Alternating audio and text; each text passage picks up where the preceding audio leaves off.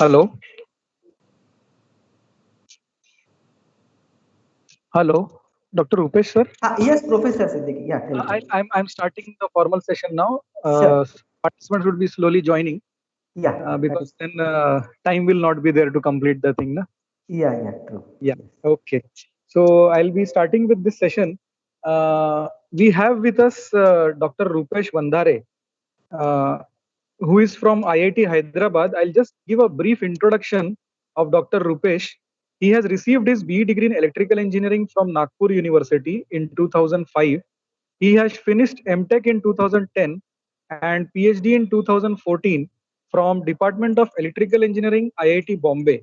His PhD research focus was PV penetration issues in a weak power system. He is a co-founder of Kinetica Solar Private Limited Ahmedabad, which is active in design and manufacturing of solar-fed power electronics for agrarian market. Solar pump controller developed by the company serving thousands of farmers all over the world.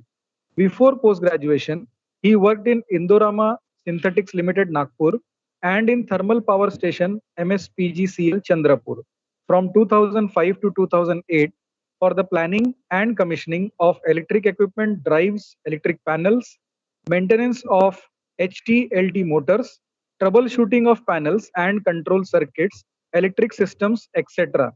Currently, he is working as an assistant professor in Department of Electrical Engineering, IIT Hyderabad. His areas of research are power electronics, electric drives, renewable energy sources, distributed energy generation, standalone and hybrid energy generation, and microgrid. So this was a brief introduction of Dr. Rupesh Wandhare. I request him to take over and start the session. Sir.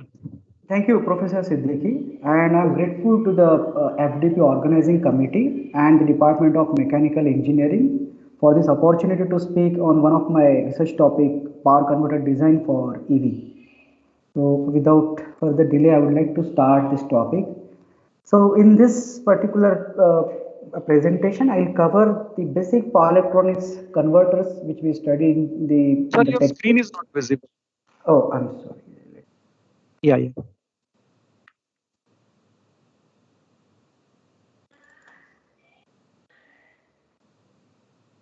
Yeah, now it's there. Thanks. Yeah. Okay. Okay, after covering the basic power electronics converter which we studied in textbook, I'll discuss the typical power converter which we use in electric vehicle, and the focus is on a design of battery charging stations or the onboard battery chargers. And then I'll cover, if time permits, I would like to cover modeling and control of power converters and the control strategy. So this is just an introductory slides. Most of us are aware about the problem associated with the traditional transportation system.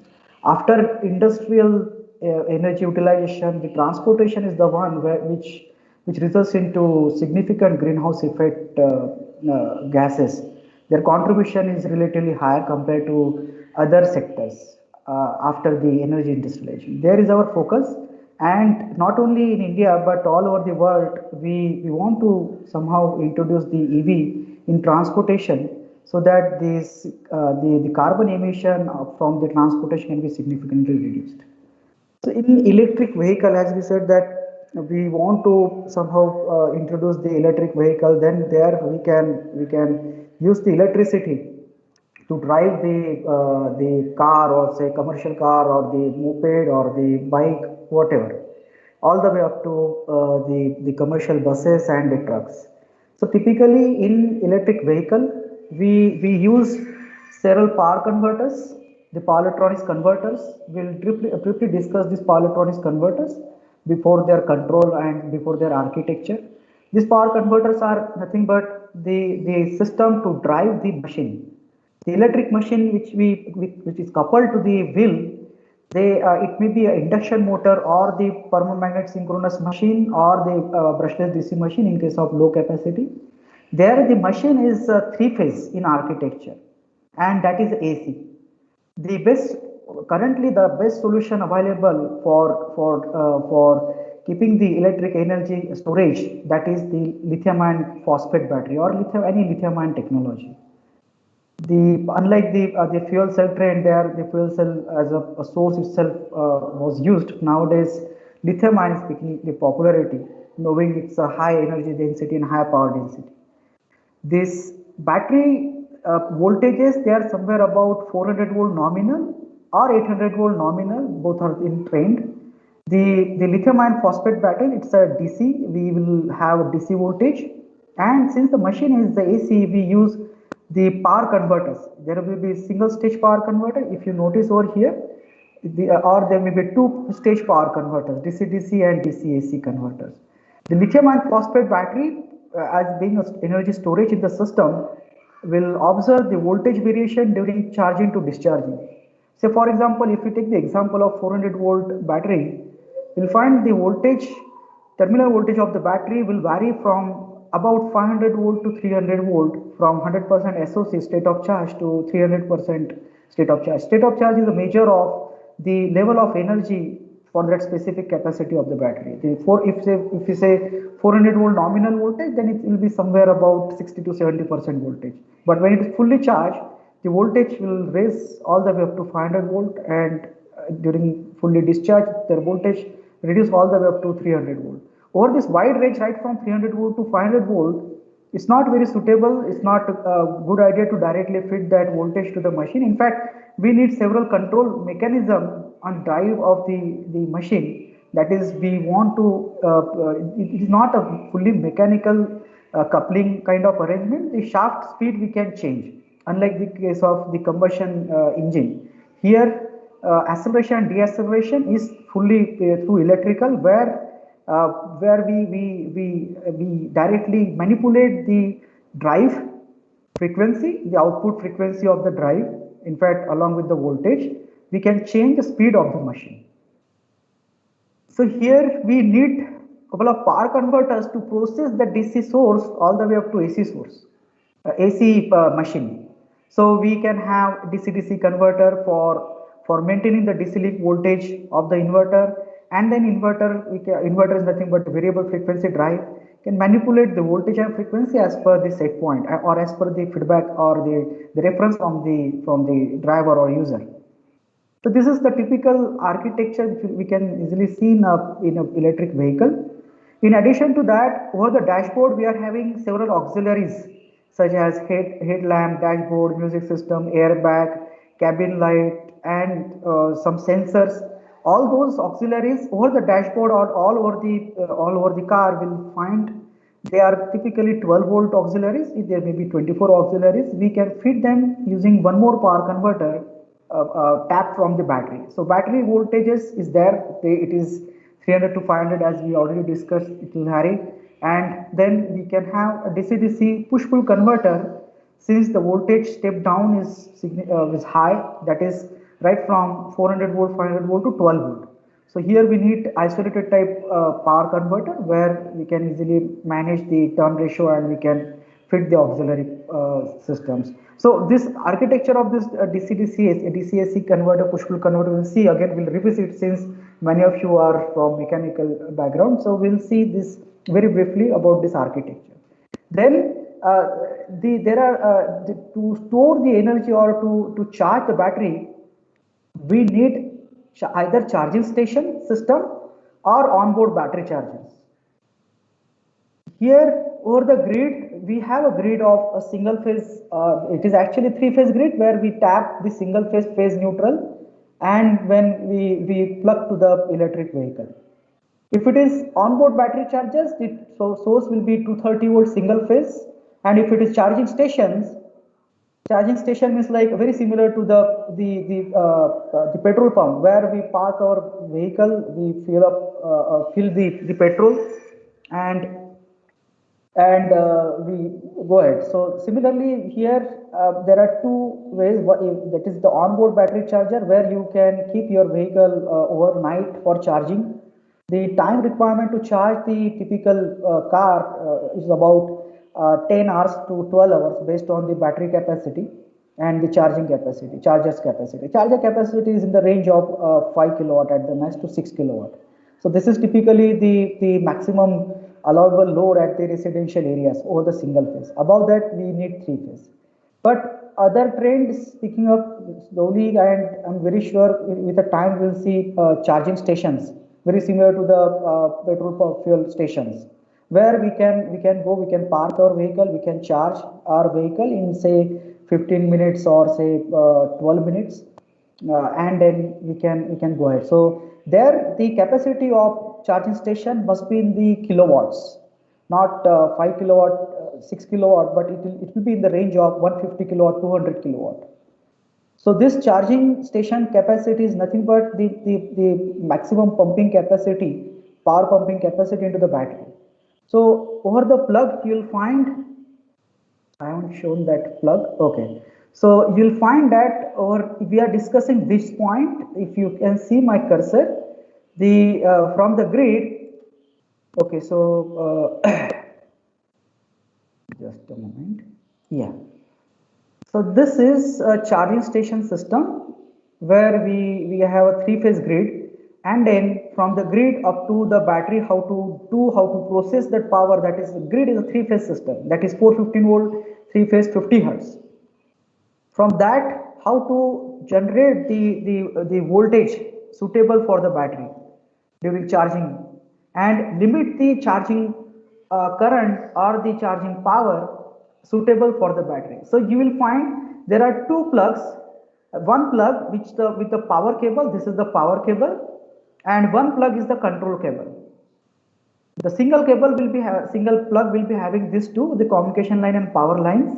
And when we plug the vehicle, when we park the vehicle and we plug the charger, will first the first initiation will be the communication line. It will activate, the vehicle will inform the charging station that this is the battery capacity, this is the state of charge at this moment, and the appropriate charging level, it will be informed to the battery charging station, and accordingly the power converters of the battery charging station will limit the current, will limit the voltage, and it will keep on monitoring the SOC, and till the SOC raise all the way up to 95% to 98%, will keep on pumping the power.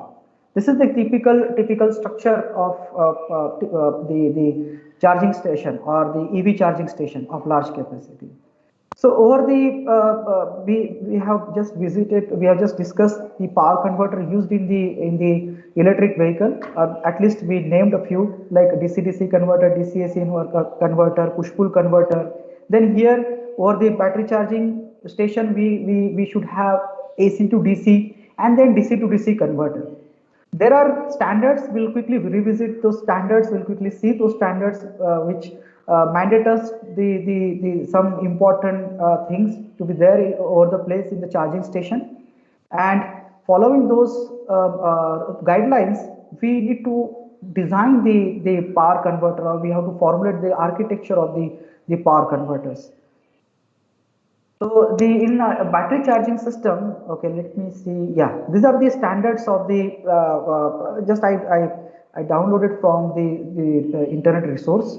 So these are various standards. Some of them for the onboard battery charger, you can see that their capacity is limited up to 5 kilowatt, or in terms of ampere, say 17 to 32 ampere. They are onboard charging stations. But above all the above high capacity charging stations, say for example 50 kilowatt, 100 kilowatt, this P stands for power. 50 kilowatt, 100 kilowatt, they're all off-board battery charging stations. It's not possible to develop a bulky power converter inside the vehicle. Though technically it's possible, but there are two problems. One, the capacity is too high and there are safety concerns. Whenever the power capacity of the power converter increases, in spite of all safety precautions, one cannot allow to install such a large capacity power converter in the vehicle where the passengers will be sitting. So considering those safety precautions, or we can say the points, the onboard battery chargers are limited up to max 6 kilowatt to 8 kilowatt. Above that, so this 19.2, I doubt this is not the one. So all the high capacity charging stations, they are off-board battery charging stations. So here there are other few standards, IEC and this SAE. You can just note down these references and you can check the various standards available in the currently available in commercially available. So these are the few guidelines, and based on these guidelines, we have to design our charging stations. Okay, so in battery charging station, what we see is a source that is a 415 volt 50 hertz, or it may be 11 kilovolt 50 hertz, three phase. And then we will have the transformer, the isolation transformer, and then AC-DC converter and DC-DC converter charging the battery. So here the AC-DC converter will be can be a pure rectifier, three-phase rectifier, followed by the DC reactor and the filter capacitor. It at the front end you will find some LC filters, or it may be active front end rectifier. And then we'll have DC-DC converter, which regulates the battery charging power, as we already discussed, based on the feedback from the vehicle or the battery management system associated with the battery of this vehicle. Will first inform the charging station. So this is the part of charging station, we can say. It will inform the charging station that okay, this is the capacity of the battery, and accordingly we will pump the power into the battery. Here in this architecture, you can see that we need this arrangement, isn't it? So from the grid supply. So the isolation is must. In any charging station, we need galvanic isolation from the power system. This is the part of power system. This is the part of power system. And this is the part of charging station, and this is the part of electric vehicle. So here we need isolation from this point to this point. Okay, you don't need to, like, whether it's entirely up to you whether you want to put the interface isolation interface over here. Galvanic isolation means the use of transformer where two grounds are different with the high dielectric strength. The dielectric strength can be as high as 6 kilovolt. 6 kilovolt is generally the guideline which is used in the electric vehicle, where the ground of this power system and the terminal of the battery, they must have 6 kilovolt isolation. Just an example. So that isolation you can provide using transformer. The transformer can be over here, the power transformer, 50 hertz power transformer over here. The high frequency, it is a low frequency or power frequency transformer. And in electrical engineering, we learn that the transformer size, if you follow any electric machine design book, there we can make out that the transformer size is inversely proportional to the frequency typically. If the frequency low, the transformer size is very bulky, and the size bulky means that the cost is high for the transformer, where we use the ferrous type in the core. It is, since the grid is 50 hertz, the excitation frequency of our transformer will also be 50 hertz. And then we can use the active front end filter or rectifier, where the objective is to generate the fixed DC voltage. This DC rail voltage is about 800 volt to 850 volt if based on the plant or the charging station capacity. Typically you will find 850 volt over this line. The voltage ratings over this point will be about 450 volt 50 hertz, or the new standard is saying 630 volt 50 hertz. 50 hertz is a fixed because it's a power system frequency in our India, at least in our country. So here the voltage may be 415 volt or 630 volt or 610 volt, and then you will generate 810 volt using active front end rectifier. Then over this DC rail, that is, say for example 810 volt, you'll have DC-DC converters. The job of this DC-DC converter is to regulate the power pumping into the vehicle. So this is one, this is another one. You can plug, you can keep two vehicles for the charging. This is the architecture where we are using 50 hertz transformer. The other mechanism is to use high frequency transformer. So please note here, from grid to vehicle we have isolation over here. Again, in other method, we use instead of power frequency transformer, we use high frequency transformers. Please note these are high frequency transformers. So these are high frequency transformer, 1, 2, 3. I have shown three ports for plugging the three vehicles. So here, unlike the first case, the first we do the rectification, that is we convert AC to DC either through active front end rectifier, Venn rectifier, or the bridge rectifier with the passive filters. We generate DC link voltages, and then we use the high frequency link conversion, that is DC AC AC DC. This is called high frequency link conversion. It is typically we sometimes we call it a phase shift high frequency DC DC converters. If you do not use Wiener rectifier, the benefit of this one, it is fully bidirectional. Again, the same thing. This can be also bidirectional. This can be also bidirectional. So benefit of using bidirectional, you may be thinking that why do we need bidirectional? We want to pump power from grid to battery, grid to the vehicle, isn't it? But in modern power system, in modern smart grid, the concept is that if the owner wants to sell or owner wants to earn some money during the peak load time is generally during the noon time, where the industry load is too high and we need huge power there.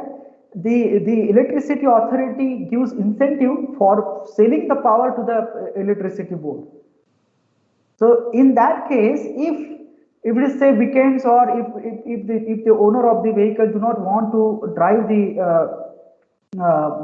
vehicle during those days, if during that particular day, then he can charge the vehicle during night. That time the tariff rate is significantly low, and then he can park his vehicle at one of the charging station, bidirectional charging station, and he can sell his power during the noon time if he wish and earn some money. That model is the concept model, and at some country they are trying to implement this one. So here both these charging stations, one is a power frequency charging station and one is a high frequency charging station. So in high frequency charging station, the transformer frequency can be as high as 50 kilohertz to 100 kilohertz. So that 50 kilohertz, 100 kilohertz is possible due to this silicon carbide MOSFETs and semiconductor devices, high frequency semiconductor devices, where look at this 50 kilohertz as to 50 hertz as to 50 kilohertz, the 1000 times difference. So the transformer size is significantly less, and possibly the cost, we cannot say the cost is relatively low in this case, since the transformer size is, because we need the power converter, expensive power converter. But with the time, I'm sure that the ferrous cost is almost saturated. But this ferrite cost, and we used ferrite cores in the transformer, and the power converter which we use, they are semiconductor devices. With the time, the semiconductor cost is day by day decreasing. Thus, with time, we'll find that the high frequency link type DC-DC converter will be equally cost effective as that of the power frequency. In fact, we'll realize the less cost in that case. So size wise significantly reduced as the volume of the transformer reduced, and we can have individual charging ports for the charging the vehicle. So that is these are two ways of to the two architectures of the charging station. I have already given some brief idea about onboard battery charger and offboard battery charger. The onboard battery charger, they are in general low in capacity, generally higher kilowatt transfer, lower kilowatt transfer. Yes. So this onboard battery charger, they are in a low kilowatt power transfer. The isolation is must at the from the battery to the plug.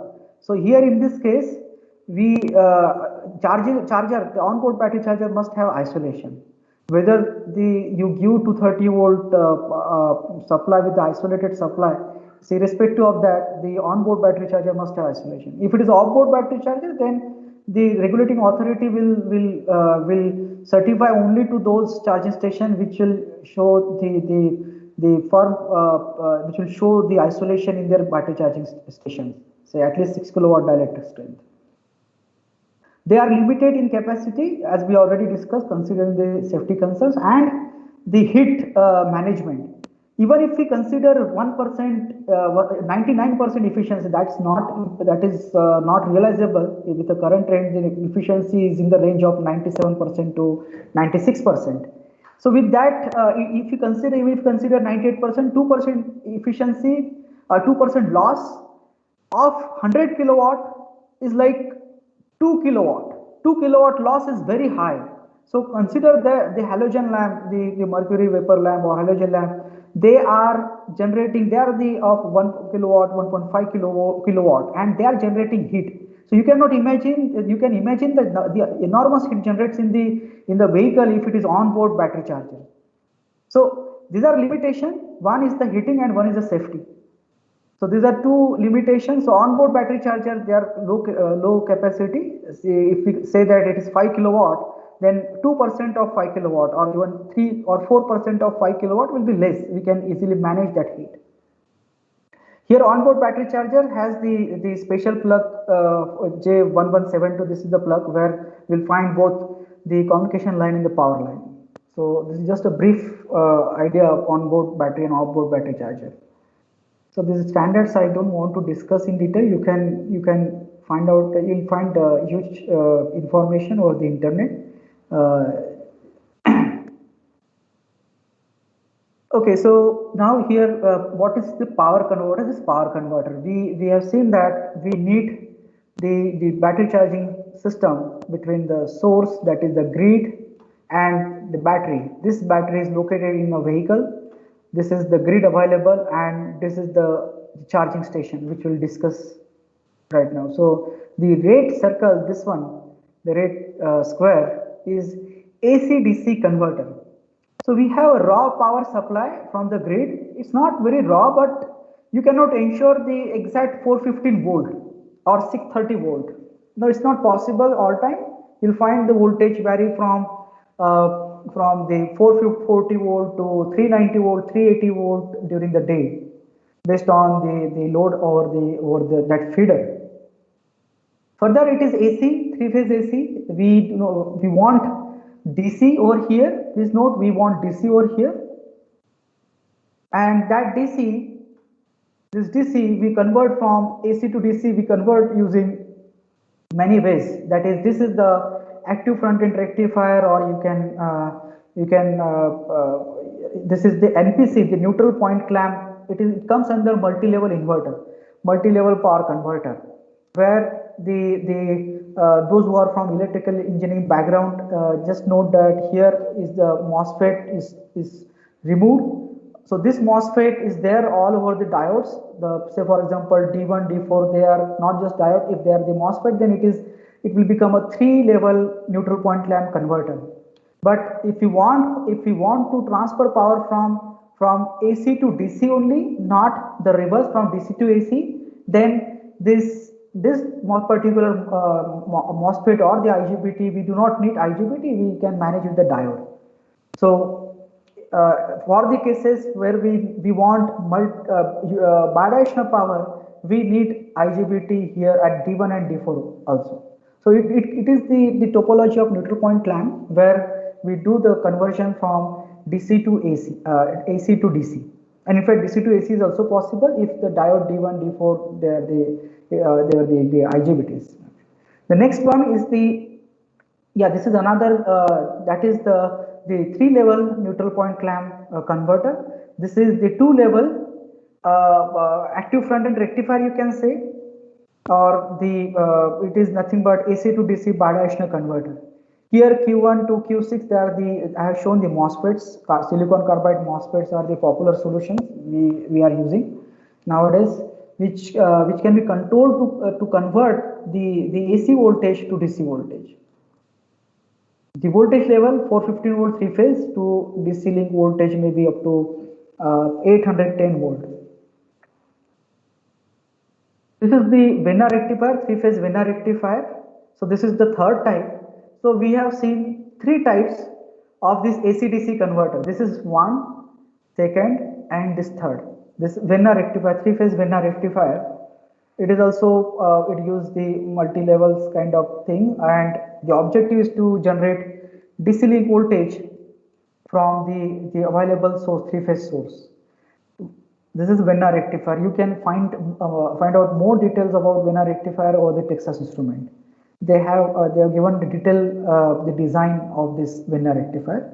Once we have this, now these are the three types. Once you have this 810 volt DC, say for example 810 volt DC, we provide that DC over this terminal, and then the objective of this particular power converter is to provide isolation and to control the power to the battery. So please note, we are discussing this this stage where we already seen three types of AC-DC converters, and this is the DC-DC converter with inherent isolation inside the power converter. Please note, I have already mentioned that we need 6 kilovolt isolation between the battery terminal and the grid. Here, instead of isolation over here, we are providing isolation over here inside this DC-DC converter. So this is the isolation between input 810 volt, which we generated using DC AC-DC converter. We are converting DC to DC. This is nothing but the battery voltage. We are controlling the power from this DC board to the battery. So based on the capacity of all vehicle cannot have the similar battery, isn't it? Some of the vehicle may be of high bhp, or the long run, let's say the capacity of the battery is such that it covers the long distance. There the capacity of the battery will be different, and accordingly the power charging and discharging rate can be different. Thus we should know that communication line will inform the battery charging station that okay, this is the capacity of battery, and we can pump using say 100 kilowatt or 50 kilowatt. Accordingly, the DC-DC converter will control that power in addition of providing the isolation. Okay, so this is a high frequency DC-DC converter. Here it is, it may be there are concept called, those who are from electrical background, they may be knowing that the switching of this power converter results into losses. When we turn on, turn off, the typical power devices which we use in this power converters, we'll see those, will again see the little detail about these devices. We use MOSFET, diode, IGBT. These are typical semiconductor devices we use. They are nothing but control valve, turn on, turn off, turn on, turn off, and we are doing it at a very high frequency, say 50 kilohertz. And when we do this turn on, turn off, they are non-ideal, and they result into losses. These devices, both the MOSFET, diode, when we turn on, turn off these devices, it results into losses. They are on state loss, off state loss, steady state loss, and our objective is always to reduce these losses so that efficiency of the power converter can be increased. Say I already mentioned that the efficiency is somewhere about 97%, 96%. Out of this 4% loss, we'll find 2%, typically 1.5% to 2% loss is only in the semiconductor devices. And for 100 kilowatt loss, this 2% loss is nothing but 2 kilowatt. And the 2 kilowatt loss in that semiconductor device is significant. We have to provide cooling mechanism to dissipate that heat to the ambient, to the environment. Otherwise, the temperature will keep on building up and it will damage the devices. The devices have some thermal rating, that is highest temperature value. We cannot heat that one. In fact, we have to spare some margin. So typically the temperature, the saturated temperature, homogeneous temperature is somewhere about 70 degrees Celsius to 75 degrees Celsius, or sometimes the junction temperature will be at the max 100 degrees Celsius. Junction temperature. Then you'll find that from the semiconductor devices which we mount over the heatsink, we'll see. Okay, I'll explain it later then. So we use different type of power converters to improve the efficiency, but objective will be same, that is to convert the DC to DC, and at the output DC we want to control the charging power. Okay, so either you achieve with this power converter or this power converter. Slight difference is that here is the resonant converter, which results into low voltage at the switching time. So in short time it's difficult to explain, but these are we try to achieve soft switching where during the turn off time somehow during the turn on time we keep the voltage less so that the loss of the device will be less. So the devices, they result into losses when we abruptly turn off high voltage or we abruptly turn off high current. So if we beforehand, if we ensure that their value lays during turn on turn off, then possibly we can reduce the switching losses significantly. Now the question will like, device in itself is designed to turn off, then how will we ensure the low voltage? But by using passive components and known power converter stage, we can manipulate the dynamic model of the power converter, or we can design the dynamic system such that the voltage will be less during switching, the current will be less during switching, and we can achieve low switching loss. So this is slight difference between the resonant converter and the hard switch converter. So I don't want to go into depth of this power converter. So these are the couple of just I do not know. Okay, so you can go through the Texas Instrument or the Infineon or the ST Electronics. They are the known companies who provide the design manuals for the charging stations or some sort of power converter used in the charging station. Next one is now we discussed two power converters between, okay, so we just discussed this power converter and this power converter. Now from battery to the machine, we have further two power converter, that is DC-DC converter and that is DC-AC inverter. Both these converters, they are bidirectional. If they are bidirectional, then you can achieve regenerative braking. If they are in unidirectional, then you have to have mechanical braking. Mechanical braking will be there anyway, but then the regenerative braking provides good efficiency, overall efficiency of the electric vehicle, energy efficiency of the electric vehicle, where during the braking you can pump the power, that is deaccelerating power, because we are deaccelerating the machine. Deacceleration means like the inertia of the moving electric vehicle that can be pumped back to the that initial energy of the vehicle can be pumped back to the battery, and we can use that energy further during the next acceleration period. So if these two power converters are bidirectional, then we can achieve significantly good efficiency. So we are now discussing these two power converters where you'll find similar kind of topology. This is the unidirectional three-phase interlude power converter. It's a unidirectional. You cannot have the active braking or regenerative braking. It's a unidirectional. It's not possible to transfer power from DC. It's just to show an example. Then after DC, this is the battery, and I have already mentioned that the voltage variation can be as high as from 500 to 300 volt. In case of 800 volt battery, you will find similar kind of variation. And this kind of DC voltage is not suitable to provide to the VFD or variable frequency drive. That variable frequency drive is nothing but the power converter between DC link and the machine. So these are two stages again. Battery to DC link. This is battery over the vehicle. We are discussing now the power converters over the vehicle. This is the battery. Here is the DC link. And then from this DC link, we'll have one more power converter, that is DC link to the motor. The electric motor may be induction motor or the permanent synchronous motor. Now, if either of this power converter is unidirectional, then you cannot achieve the regenerative braking.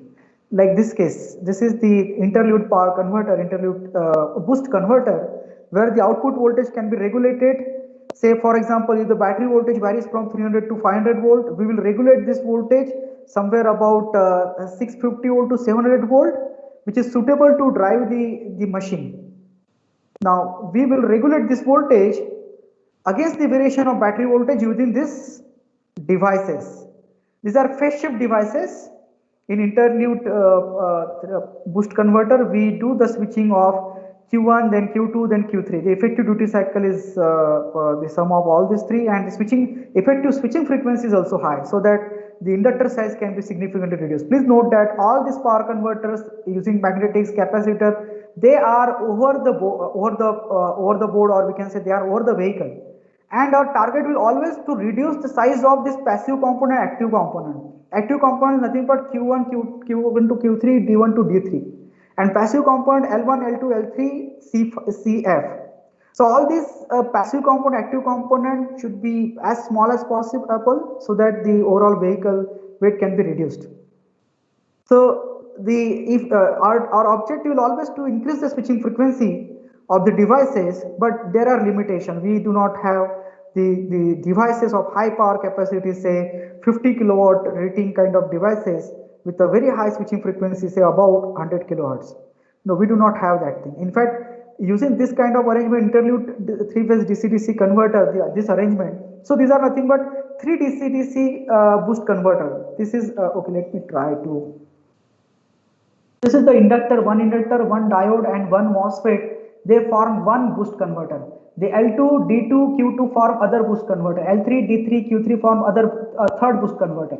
But if we integrate them, and if we control the phase of the Q1, Q2, Q3, in addition to their duty cycle, then it becomes interlude three-phase boost converter, where the benefit is that the effective switching frequency is very high, and thus the CF can be significantly reduced. Further, the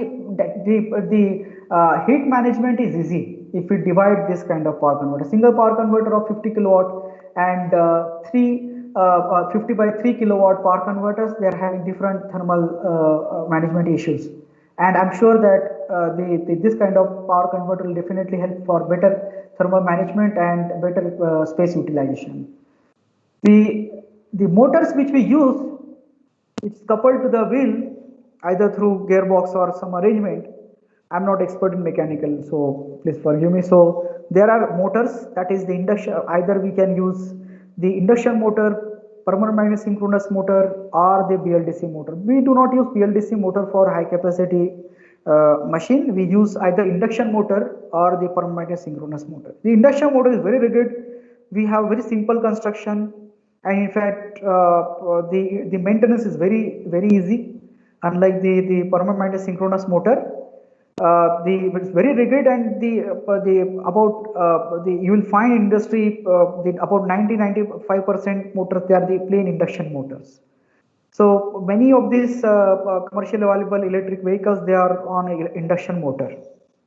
The other one is the permanent magnet synchronous machine.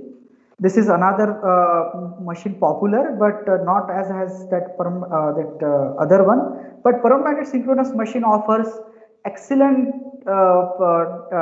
the torque density and the power density. The size is less compared to the induction motor. If we have 50 kilowatt machine, then you will find that the permanent magnet synchronous machine is compact compared to induction machine.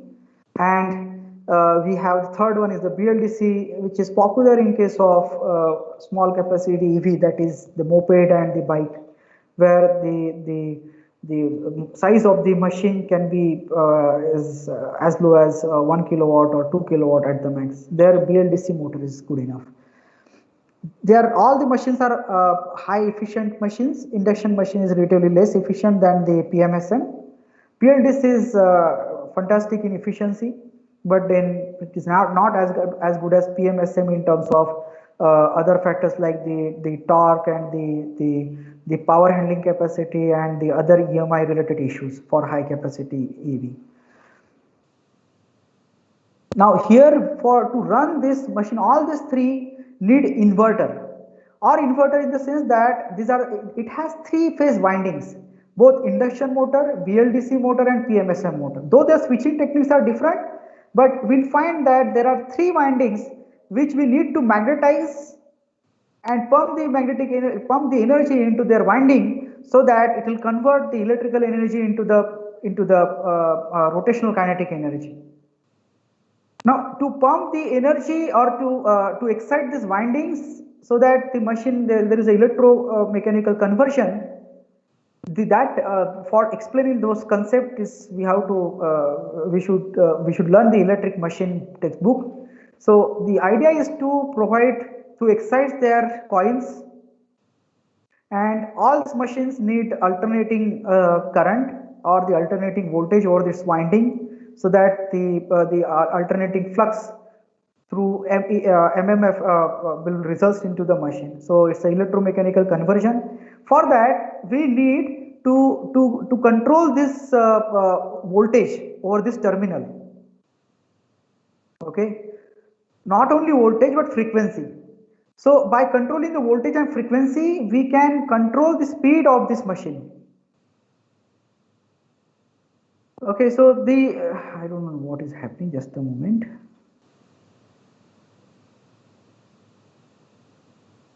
Yeah, so we have this devices Q1 to Q6. We control these devices using some switching technique generated by a control algorithm. This switching technique will result into suitable voltages and frequency at the terminal of machine.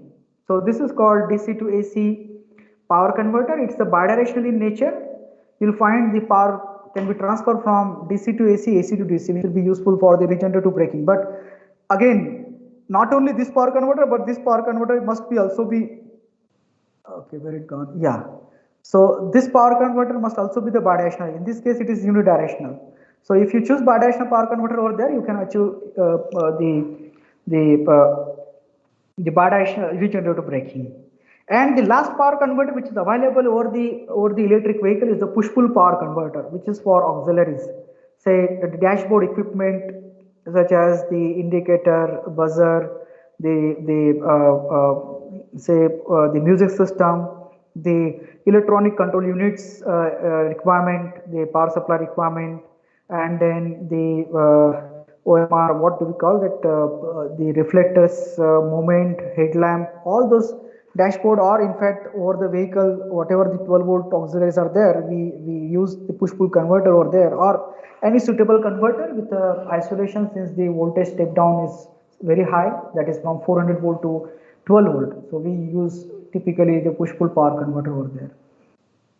This is the high frequency power, it is the full bridge power converter, it's not push pull power converter. I'm sorry, this is the wrong word over here. This is a high frequency edge bridge power converter, where you'll pump power from battery to the 12 volt, and for the 12 volt you'll find many auxiliaries. So we have seen this power topologies which we learn in the textbook also.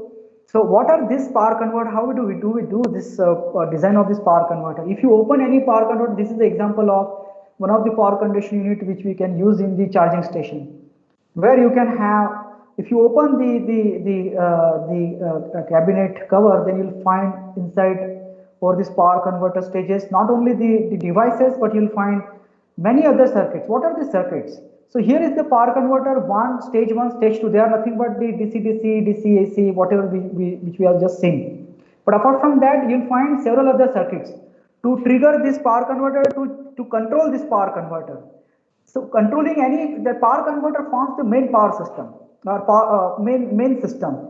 And to control any system, we need feedback. So what do? We'll measure the feedback, that is the voltages, that is the current. So say for example over here, we'll measure the machine voltage, we'll measure the input voltage, we'll measure the input current, we'll measure the output current, we'll measure the DC link voltages. So those voltages, currents, we will measure and we will process them using signal conditioning circuits.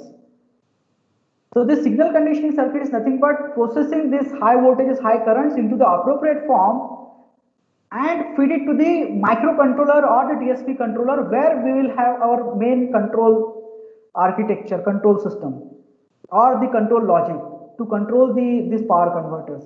So this signal conditioning circuit, I'll quickly show that one later. They will feed the all information of the system to the microcontroller through ADC channels.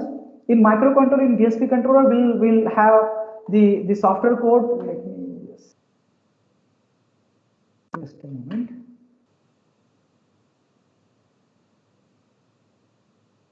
Yeah, so here this is the main DSP controller, where we have the feedback from system, and then we'll have the control algorithm which will ultimately generate the gate signal, that is the control variable, we can say, and fit to the devices, to the driver circuits and to the devices of this power converter.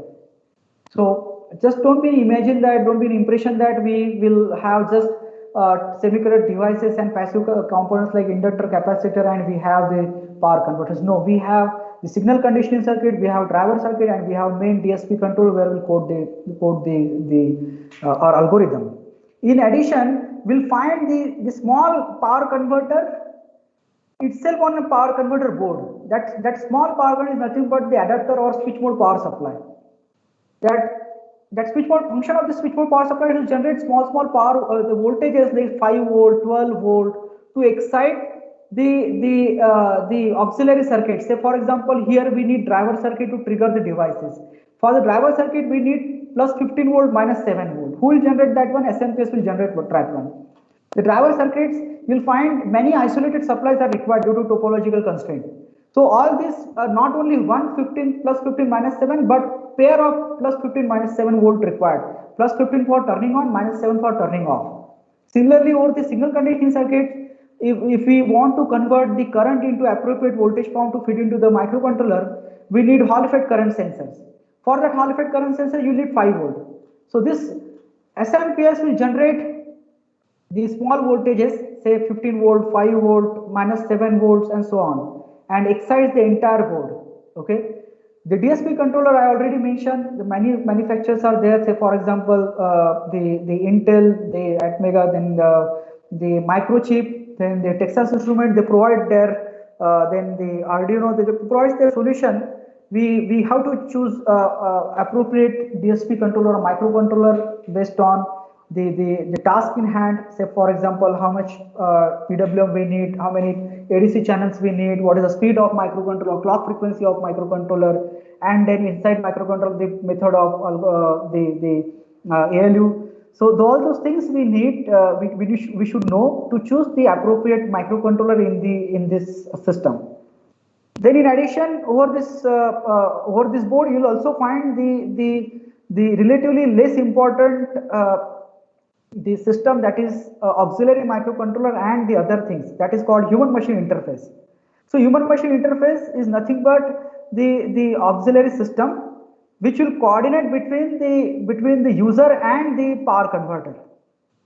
So user may wish to now say for example, let's say take the example of mobile, or the mobile which we use, where we want touch screen, where we want camera, where we want good memory card, and many other functions. Similarly, if user wants to have all those features, we can keep on adding. So for example, we can add SD card, we can add GPRS module, we can add keypad, we can have beautiful displays, say LCD, LED, and all those things we can keep on adding, and we can increase the value of the product. And in fact, some of these are essential, say for example, communication. So these things are essential, that is called human machine interface, which will coordinate with the main microcontroller and with the user. So this auxiliary microcontroller is nothing but another microcontroller which will work in coordination with the main microcontroller, main DSP controller. Main DSP controller engage in controlling the power converters, and the auxiliary microcontroller engaged in providing the human machine interface task. So, or you can, if possible, it's possible to manage all those things using one microcontroller. So you can have everything with one microcontroller.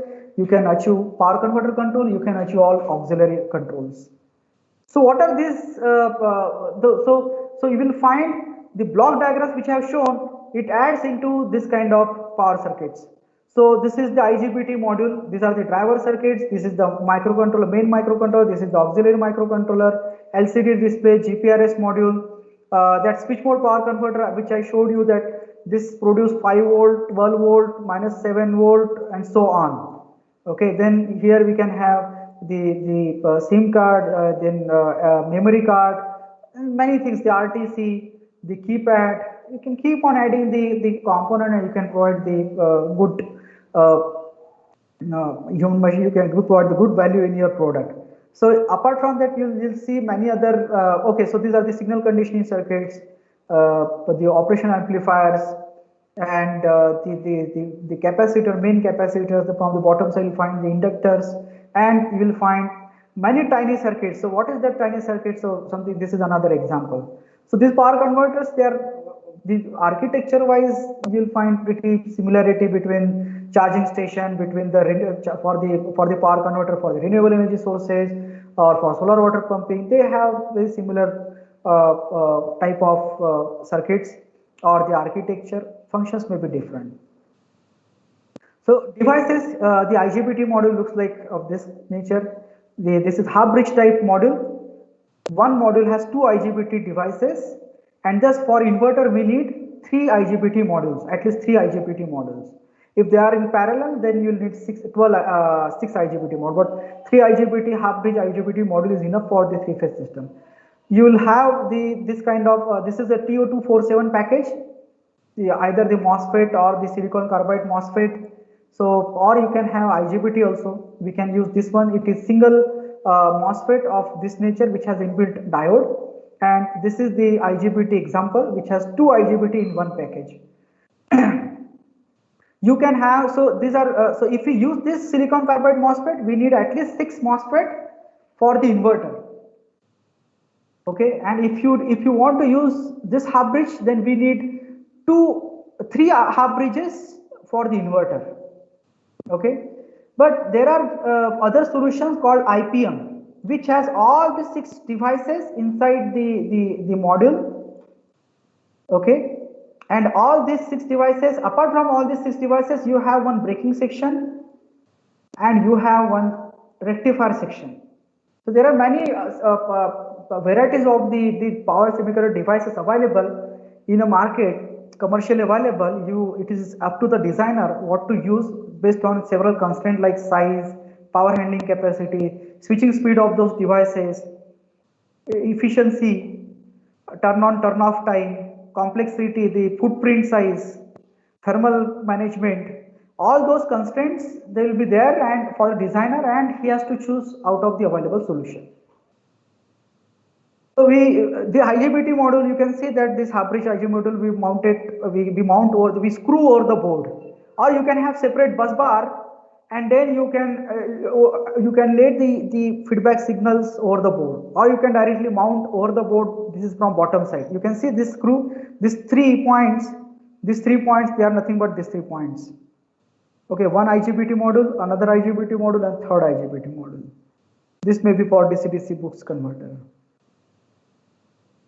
The IPM, okay, so if you want to use this kind of IPM, then you can mount over the board like this. There are spring type contacts. You can see this is nothing but this one, and mount it like this one.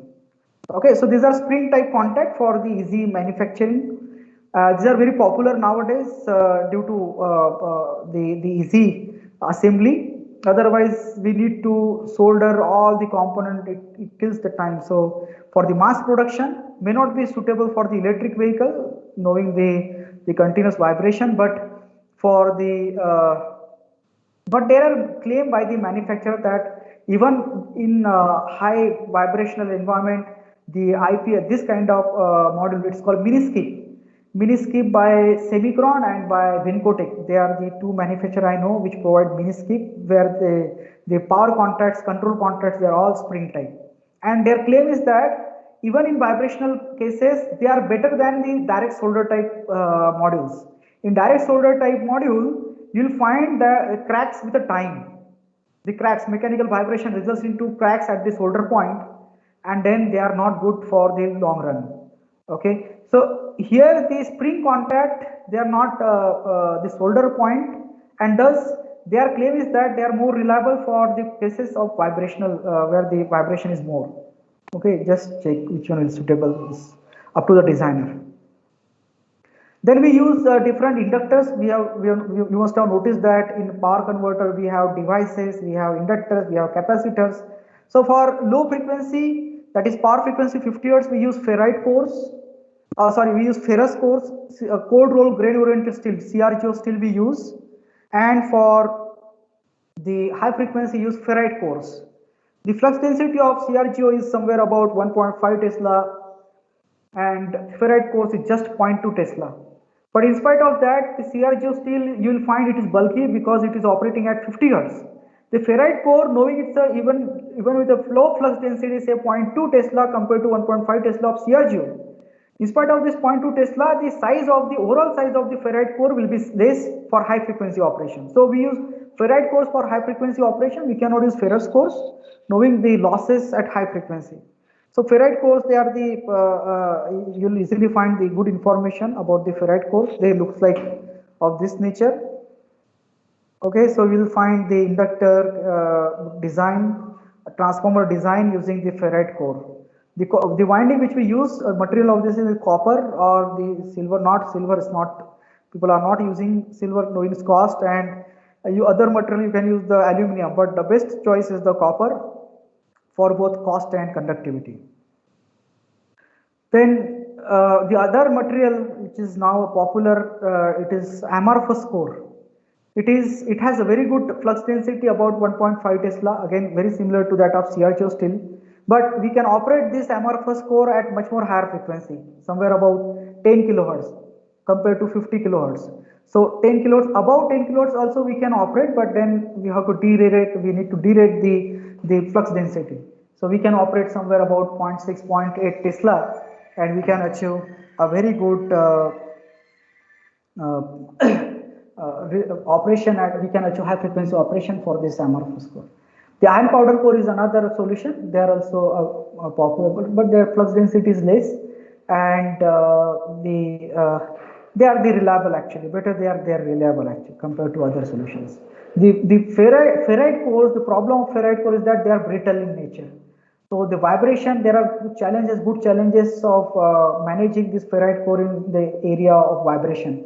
We need to provide good thermal management and the suction and what do we call that one? The arrangement for accommodating the absorbing the vibrations.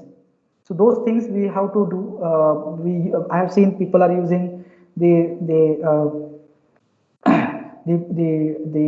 potting material, epoxy material for sealing the ferrite core, which provides a good thermal conductivity and provides some sort of absorption of vibration against this one. So ferrite cores, they are brittle, so we need to take special care while using them in the cases in the application where the vibrations are more. We use capacitors over the board. We have just seen that in power converter we need capacitors. By the way, you can pause me and you can ask me questions. If you have any question, you can stop me anywhere and you can ask me question. In addition, I'll try to spare some time for the discussion. So I'll try to wind up in next 10 minutes. So here we have the electrolytic capacitor we can use, so these are more popular electrolytic capacitor. They are for the bulk capacitance. We need the capacitance in the range of 1000 microfarad, 2000 microfarad, 400 volt, sorry, 2000 microfarad, 600 volt, 2000 microfarad, 450 volt, something like that. So for this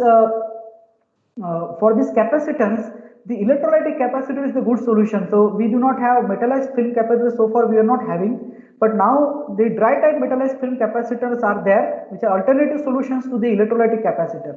Now the difference between the electrolytic capacitor and the metallized this dry type metallized capacitor, so electrolytic capacitor, they are the cheaper one. We can see that this 450 volt 470 microfarad cost is about 180 rupees to 200 rupees if you buy in bulk, but the life of this capacitor is poor. If you notice, it is 105 degrees Celsius capacitor, and if you operate this capacitor close to this temperature, rated temperature at rated voltage or slightly less than rated voltage, then the working hours is limited to 4000 hours to 8000 hours, which is not good life. But the good thing is that if you operate this capacitor not at 105 degrees Celsius but at much more lesser temperature, say 50 degrees, say let's say 70 degrees Celsius or 80 degrees Celsius. So the guideline says that every 10 degree drop in the temperature from its rated temperature increases the life by 2 times. Say for example, this capacitor is of rating 4000 hours at 105 degrees Celsius. It means that if you operate this this capacitor at let's say 85 degrees Celsius, the core temperature at 85 degrees Celsius, then the overall life of the capacitor will not be only 4000, but it will be 16,000 hours, 16000 hours. So every 10 degree drop in temperature will increase the life of the capacitor by twice. But the ripple current is limited. You can see it is 6 ampere ripple current. All this power converter generates the ripple, and those capacitors are used to accommodate those ripples and provide the good dynamics. Okay, so this is the example of electrolytic capacitor. And against that, we have another example, that is recent trend, that is metallized film DC-link capacitor. It is in electrolytic capacitor, you find many manufacturers. In dry type metallized film capacitor, there are a couple of manufacturers which provides their solution, and they are claiming that the life of their capacitor, even at rated temperature, let's say rated temperature 85 degrees Celsius. At 85 degrees Celsius, they are claiming that they are delivering 1 lakh hours. Imagine the number of hours by electrolytic capacitor and by metallized film capacitor. In fact, the ripple current is very high. So we may need lesser microfarad in that power converter, knowing the ripple current of the capacitor is high. But the cost wise it is very high cost. Now it is up to the designer whether he wants to focus on the life or the cost. Okay, so there are many constraints. So one of the constraints is the life and the cost. Okay, so these are two types of capacitors which we popularly use in the power converters.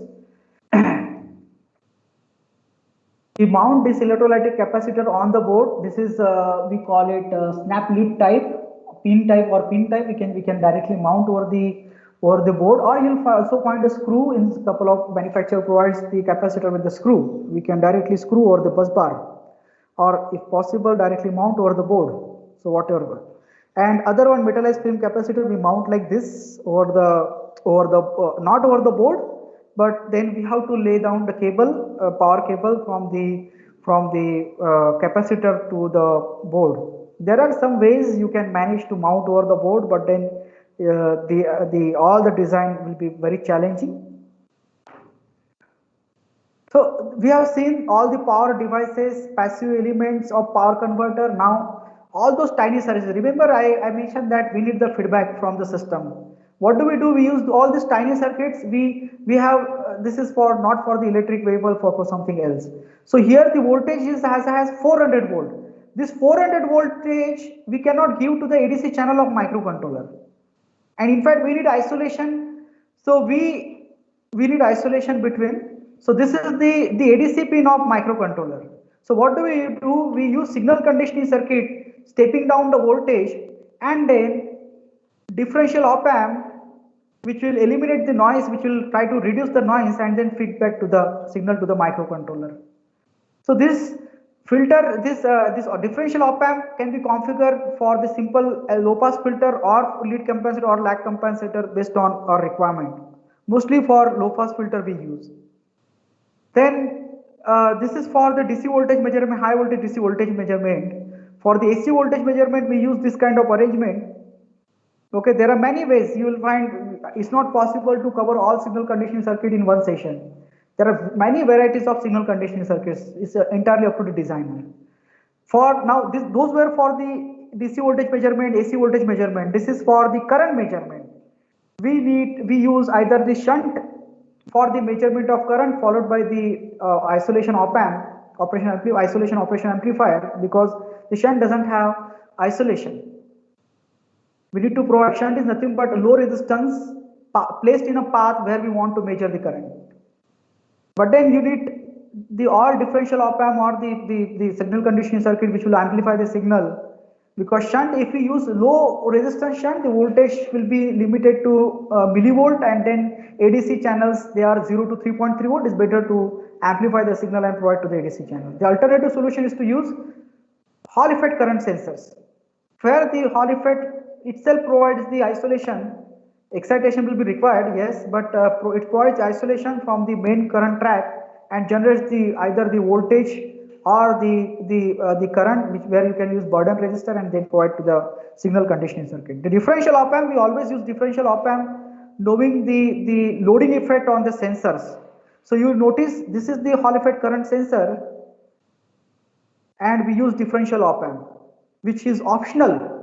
It is not optional, but Hall effect current sensor voltage, though it is in the range of to directly provide to the microcontroller, but then the loading effect and the signal or the error problem, this will be too challenging to handle. So we use differential op amp.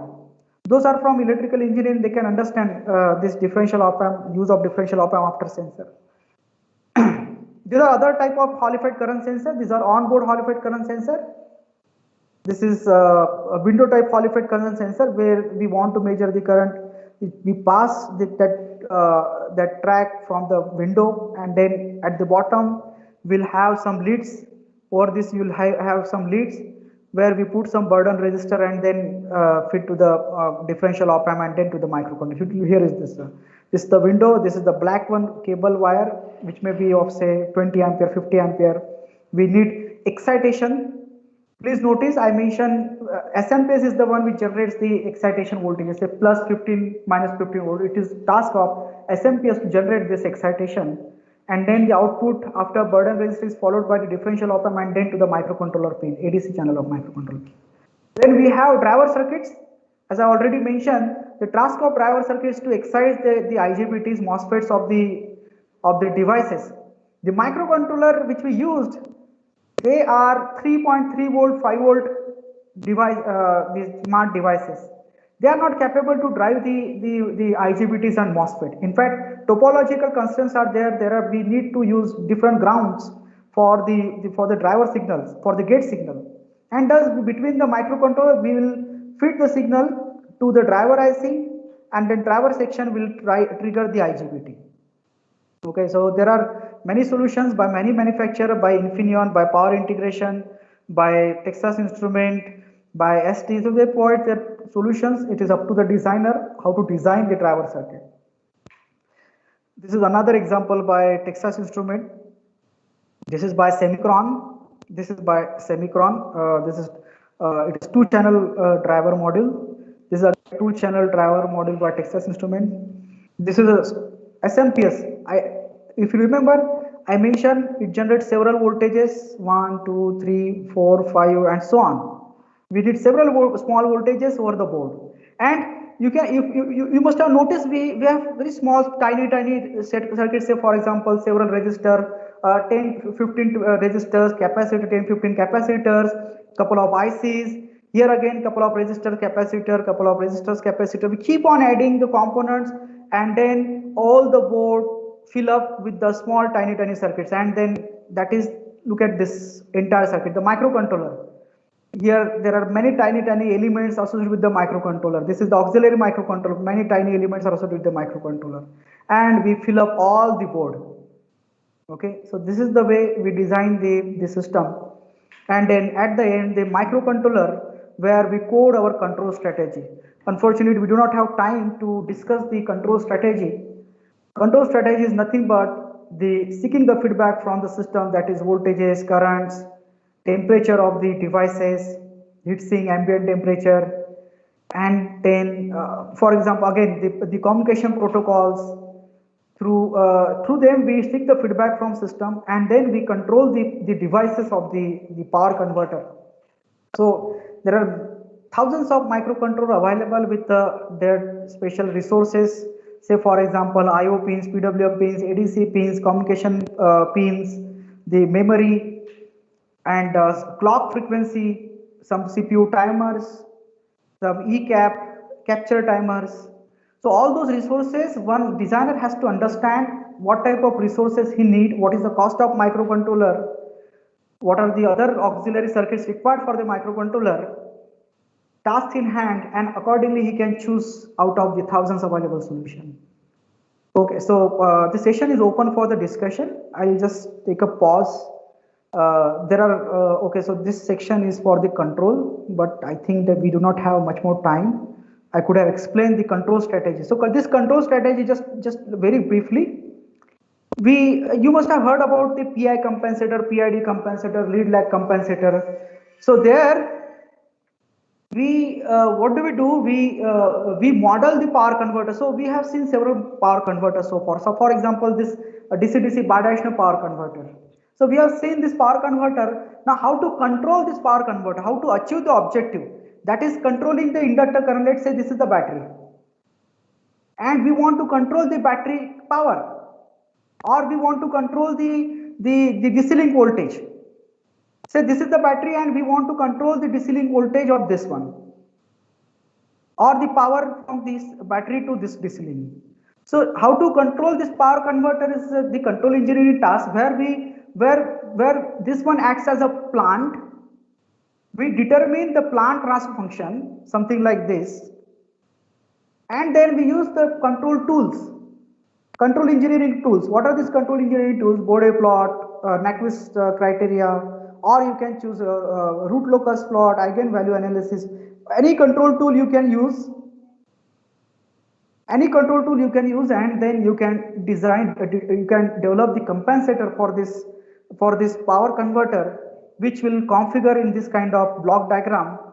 So the procedure of designing the compensator are well documented. So the task will be to develop this compensator value for this plant transfer function, and then later this part you will plug it to the main plant. So this is just over the paper, over the simulation, and then you will plug this into the main plant.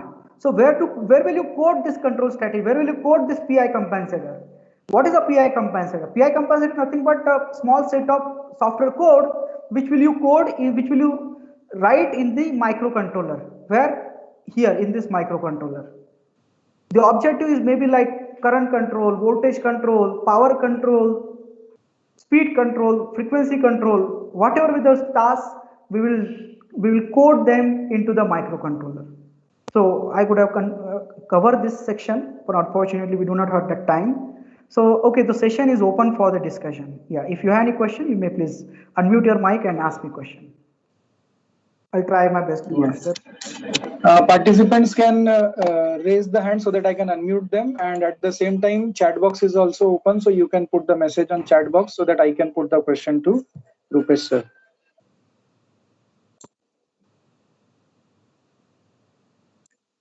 Yeah, participant number 152.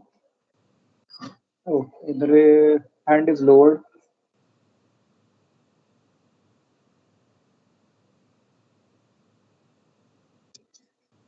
If anybody intends to ask any question, you can raise your hand.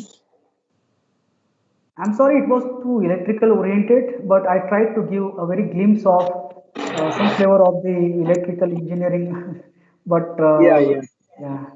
I hope participant number 10, you can unmute yourself. 018. Yes, sir. Yes, sir. Am I audible? Yes. Yeah. Please go ahead. Sir, I want to ask related to gate driver design. If I do not use the commercial gate driver circuit board, if I use only the optocoupler, suppose ACPL 316J, then I need to design the power supply for 15 volt, as you have said that SMPS, 15 Yes. volt and minus some 5 volt or 9 volt.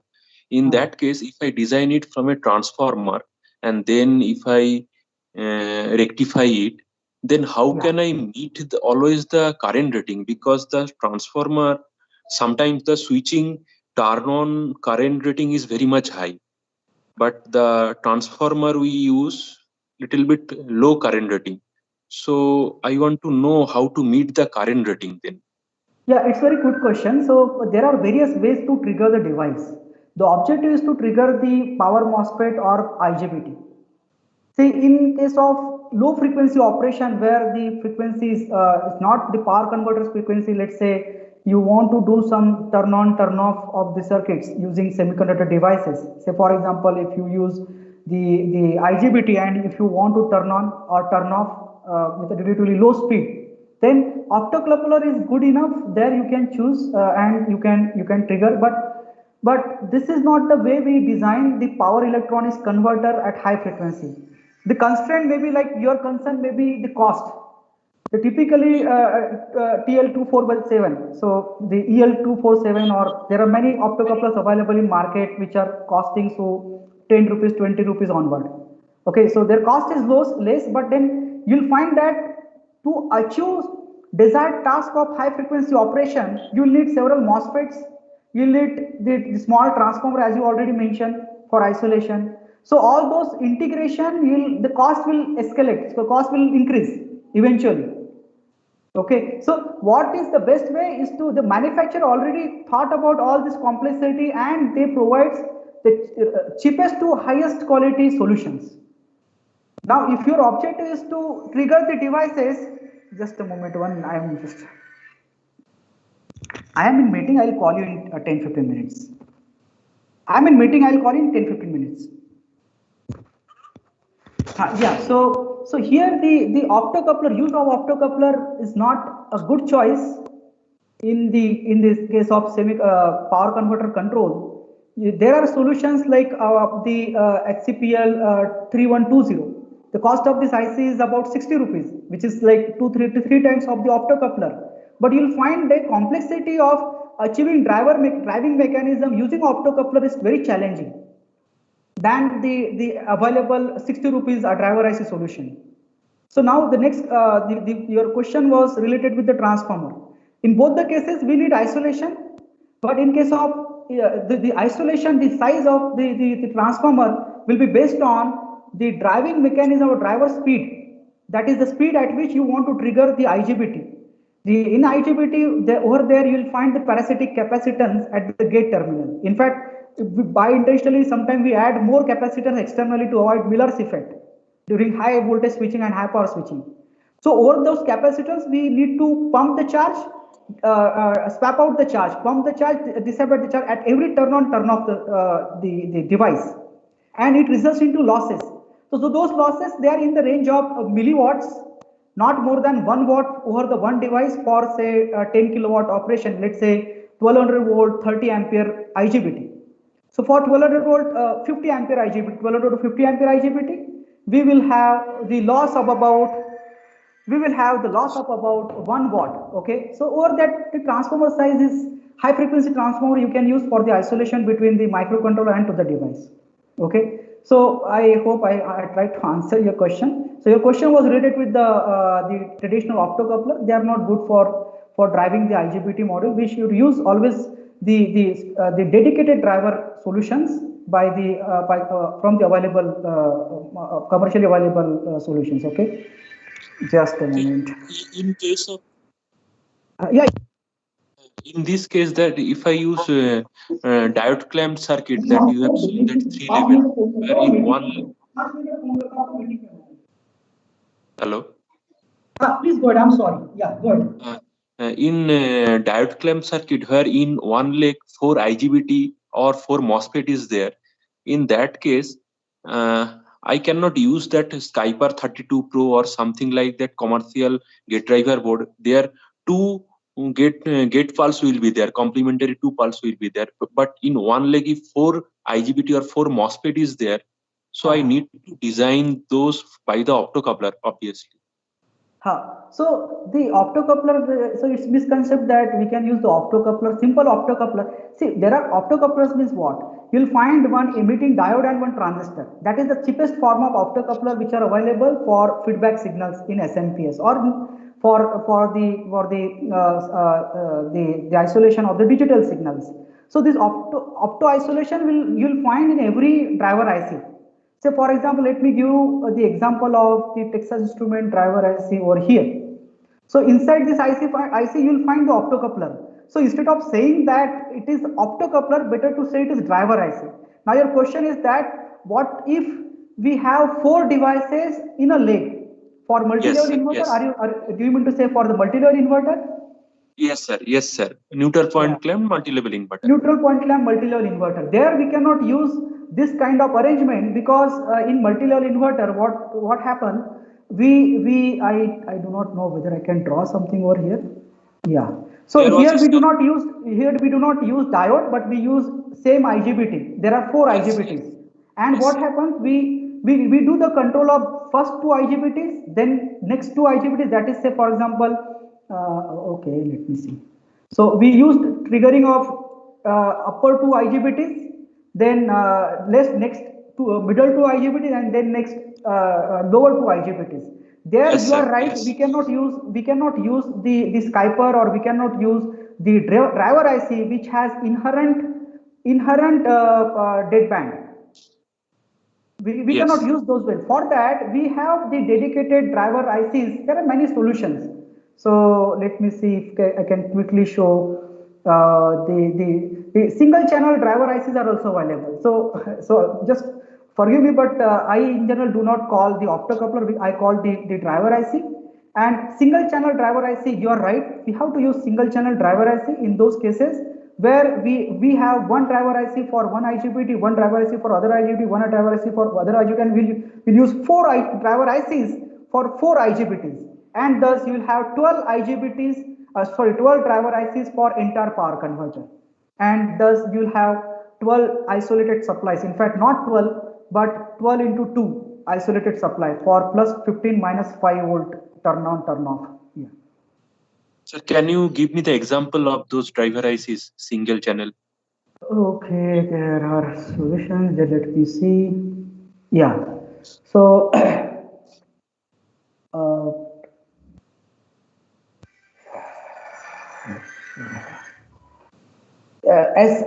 okay, so you may.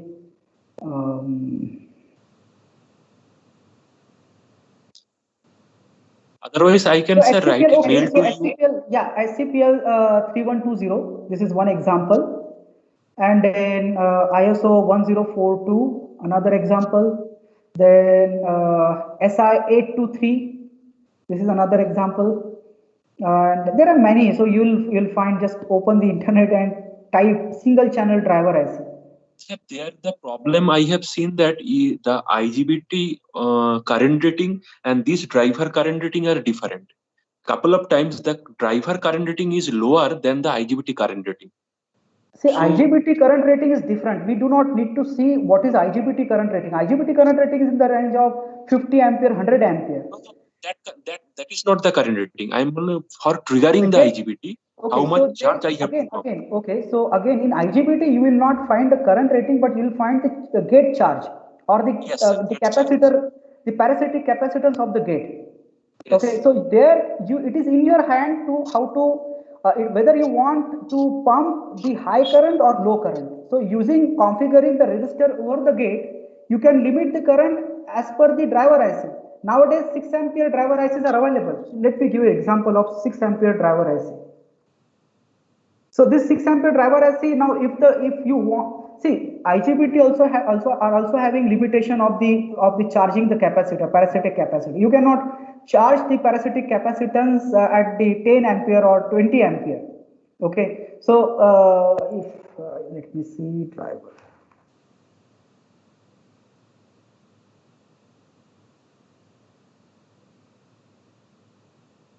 Yeah, I'm sorry, I'm not digging out that. Okay, so the point is that the driver as a gate for the IGBT, there is no issue as such. The IGBT switching its frequency itself is in the range of 10 kilohertz at the max. At the max, Yes, sir. 15 kilohertz, we cannot go above that. That is a question of in the case of MOSFETs. Okay, but if you are referring the IGBT, for IGBT, if the switching frequency is in the range of 10 kilohertz to 15 kilohertz, you will not in a position to charge the capacitor at rate 3 ampere or 4 ampere, and 6 ampere, 8 ampere driver ICs are available. Okay, so we have to go for the specially designed driver IC instead of the optocoupler available for the signal feedback or the opto isolation for the signals. Yeah. Any other question? Sir, which PCB design tool do you recommend? It's not about my recommendation, so it's not about my use, but there are many other solutions. Say, for example, I'll just give a couple of names: the Arcad, then Altium, and then PCB Eagle. You can use any open source software. I do not use. So these are few other things. I do not use the either one of this, I am using some other tool that I won't be able to name it over here. Okay, sir. Thank you, Any, sir. any other question from other audience? Yeah, participant number 056, you can unmute yourself.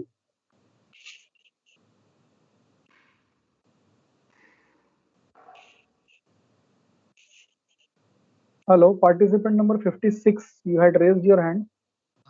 Yeah. Yes, sir. Sir, good afternoon, sir. Good afternoon. Sir, in this sessions, a lot of bidirectional converter topology have been discussed. So, how to choose a particular converter and what basis we can select converters, sir? Okay, so yes, in power electronics you'll find wide varieties of the power converters in power Yes, electronics. sir. Yeah, Yes, so the choice is based on several factors like the overall size of the power converter, the efficiency Yeah. of the power converter, Okay. control challenges, and the available market solutions. Say, for Okay. example, you'll need devices, say IGBT, MOSFETs. If see now the simple solution, just I give you example of two charging stations. One is Okay. based on 50 hertz power frequency, and one was based on high frequency link. The 50 hertz Okay. power frequency transformer is the cheapest, is the easy solution, isn't it? Okay.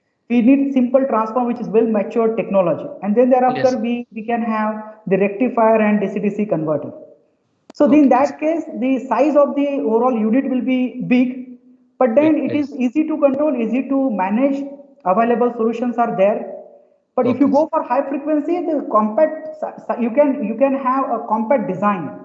almost Yes. one third volume or one fifth volume you can Okay. achieve as that of the 50 hertz case. But Okay. then here are the challenges of managing that high frequency two edge bridges over that high frequency transformer. Okay. Okay, so those device selections are challenging. Then the all these gate signals, there are 8 devices to control only for the DC-DC converter, and Okay, all sir. these gate signals they are isolated with a high dielectric strength requirement, 6 kilovolt dielectric strength requirement. The Okay. challenges are too good, too high, but then the cost is also high, but then you can achieve the compact design. So Compact. Yes. it's based on several constraints. As a designer, you have to give holistic view. What are the available solutions? What is the cost, the target cost, and then the size, and then the efficiency factor, Okay, sir. and the place where you are going to use. Say, for Okay. example, in case of electric vehicle, you can use power frequency transformer. Surely, you cannot use power frequency transformer. Oh, So okay. if you are using over the charging station, you can use power frequency transformer because there is no constraint of size and Size, space. sir. Yes, yes. Yeah. Okay, sir. So Okay. these are the constraint, couple of constraints I just highlighted. So I Okay. please forgive, I might have missed several other constraints. Okay. So based on this, all these factors, we have to choose available either one of the available solution. Oh, okay, sir. Thank you, sir, for your valuable, very informative session, sir. Thank you. Thank you very much. Yeah, thanks both of you for asking those questions. And one chat box question is there, sir. It is a number of bidirection converter topologies have been discussed. How to choose a particular converter? Sir, actually, this is That is the what same I question, huh? You asked. Yeah, sorry. I I repeat. asked just now. Sorry. Yes, sir. I just Yes. saw in the chat box, so I was asking. Okay. Fine, thank you, Okay, thank you. Yeah. Anybody else would like to ask the question? Kindly raise your hand or post it in the chat box, or else I will conclude the session. There is no further question, I think. Okay then, Professor Siddiqui, Anyway, yeah, thank we you will so much. conclude this session. Yeah. Sir, you want to say something? Yeah, thank you so much, Professor Siddiqui and the entire FDP organizing committee for this opportunity, and thanks to all the audience for hearing me patiently. I know this session was bit on more on the electrical side, but I thought to give a bit insight of the power converters. So using electric vehicle. So please forgive me if it is like No, out sir, of no, your not at all. Yeah.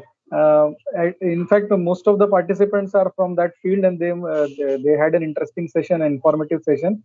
And on the contrary, I should thank you very much because you came at the at the last moment. We called you and you agreed that. So thanks a lot for that. Because one of the speakers, because of the COVID situation, he was unable to he was having that problem. So at the last moment, he had to cancel this lecture. So thank you for accepting our invitation and coming over here gracing the occasion by your presence and sharing your knowledge in this area. So Thank you, Professor yes, Siddiqui. Thank you yes, for this kind words. welcome. Yeah. Okay. In future also, yeah, we'll definitely be contacting you for any sessions. Sure, And sure, sure. yeah. So thank you Okay, all very Professor much. Siddiqui, Yeah. I'm leaving. I'm having one meeting. I'm Sure, sorry. sure, sure. Yes, yes. Okay, thank you so Thank you, much. sir. Thanks. Thank you. Bye. Okay, all the participants, the feedback link has been posted on WhatsApp group, and the next session will start at 2:30. So we'll be meeting at 2:30. The calendar entry has been made, so you can join day 4, session 3. Thank you.